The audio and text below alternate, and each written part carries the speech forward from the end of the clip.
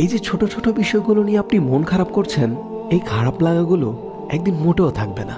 যে কথাগুলো আজ বুকে তীব্রভাবে তীরের মতো বিচ্ছে, সে কথাগুলোও একদিন ঠিকই হজম করতে শিখে যাবেন। খুব সামান্য যে ব্যাপারও আপনি হাউমাউ করে কেঁদে চোখের পানি ফেলে দেন, একদিন এই ব্যাপারগুলোই আপনি হেসে উড়িয়ে দিবেন। এই যে রোজ ক্ষতর পর ক্ষত জমছে আপনার অন্তরে, একদিন এই ক্ষতগুলো সেরে যাবে। নিজেকে নিজে বুঝাতে না পারার যে যন্ত্রণা, একদিন তাও কেটে যাবে ইনশাআল্লাহ। তবে আপনাকে কিছুতেই ভেঙে পড়লে চলবে না। রবের উপর বিশ্বাস রাখতে হবে, যিনি সবসময় আপনার সাথেই থাকেন, আপনাকে ভালোবাসেন। তিনিই দেখেন আপনার দুঃখগুলো এবং আপনার কষ্টগুলো তিনিই বুঝেন। যার ডিকশনারিতে অসম্ভব অর্থে কোনো শব্দই নেই, তিনিই পারেন আপনার সকল দুঃখের অবসান ঘটিয়ে আপনাকে আনন্দের জোয়ারে ভাসাতে।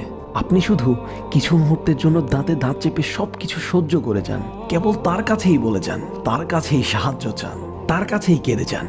ওয়াল্লাহি তিনি আপনাকে নিরাশ করবেন না, কেননা তিনি তো নিজেই কোরআনে বলেছেন, আউযু বিল্লাহি মিনাশ শাইতানির রাজিম, ইন্নাল্লাহা মাআস সাবিরিন।